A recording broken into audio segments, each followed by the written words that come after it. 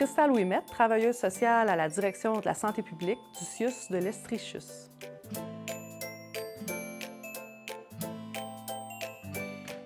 Est-ce que vous saviez que quand l'enfant a l'impression qu'il y a une séparation ou même une menace de séparation, et je ne fais pas référence à la séparation entre les parents, mais plus un éloignement entre l'enfant et l'adulte, l'enfant peut rapidement, mais surtout involontairement, avoir un sentiment de peur intense qui l'envahit. Cette peur-là, elle peut se traduire par des comportements comme des crises de larmes.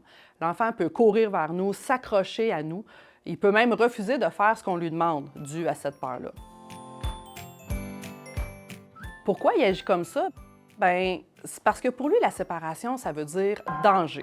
Là, vous allez me dire, bien là, voyons, c'est un peu intense. Mais oui, en effet, c'est intense parce que pour lui, c'est réel. Parce que, tu sais, quand on y pense, là, pour un enfant, survivre seul, sans adulte, c'est impossible.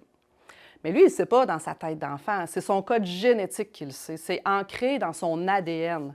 En fait, c'est la survie de l'espèce qui est programmée comme ça. Ça explique pourquoi la réaction, elle est automatique, involontaire et très intense. Surtout dans nos yeux d'adultes quand la crise subite est parce que, exemple, on ferme la porte pour aller aux toilettes. Le cerveau d'un enfant entre 0 et 5 ans, il est trop immature pour comprendre que quand la personne qui prend soin de lui disparaît, qu'il n'est pas en train de l'abandonner. Puis là, par disparaître, on entend changer de pièce, partir travailler. Ou ça peut être qu'il est encore à portée de vue, mais s'occupe d'un autre enfant, elle jase avec des adultes ou elle fait à souper.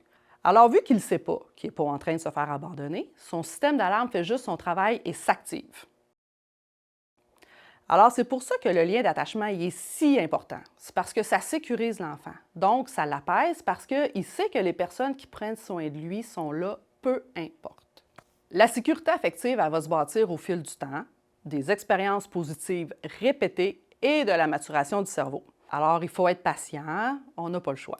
En attendant, par exemple, ce qu'on peut faire pour aider à sécuriser le système d'alarme de nos tout-petits, c'est d'offrir de la prévisibilité et de la stabilité par l'instauration d'une routine, avoir un cadre clair, être constant dans nos règles et dans notre façon d'être aussi, le plus possible. C'est d'être disponible de notre temps en offrant ici et là des temps dédiés, donc seul à seul avec l'enfant, sans cellulaire, ni TV, ni même frères et sœurs. Vraiment un moment pour lui. Il faut être sensible à lui, à son monde d'enfant, à son immaturité en fait. Donc, avoir des attentes réalistes.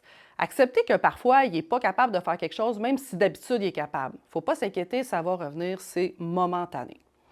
C'est important aussi de le rassurer en répondant à ses besoins d'être vu, entendu et reconnu.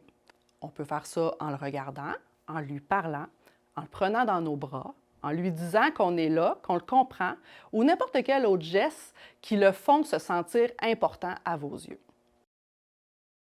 C'est certain que pour les enfants qui ont un système d'alarme très sensible, ces moyens-là vont devoir être encore plus constants.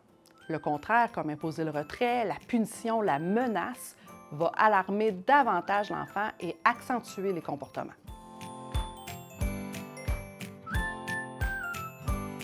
Bon, c'est sûr qu'avec ces informations-là, on ne cherche pas à créer des adultes, parents, super-héros parfaits. Ça n'existe pas de toute façon. C'est plus une façon de se sensibiliser et comprendre le grand besoin de sécurité et de réconfort des enfants parce que juste de le reconnaître, c'est la première étape qui va transformer notre façon d'être avec eux et surtout d'avoir des attentes réalistes envers eux. J'ai envie de terminer avec une citation qui, pour moi, a beaucoup de sens, qui provient de M. Alejandro Jodorowsky, qui dit « Soyez l'adulte dont vous aviez besoin lorsque vous étiez enfant ».